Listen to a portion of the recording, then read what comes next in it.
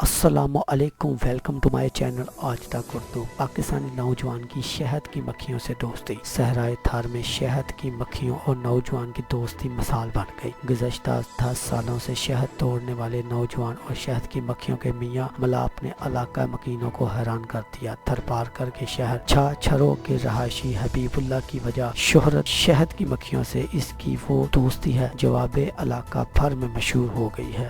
یہ نوجوان گزشتہ 10 سالوں سے شہد توڑنے کا کام کرتا ہے، مگر آج تک کسی ایک بھی مکھی نے اسے نہیں کاٹا۔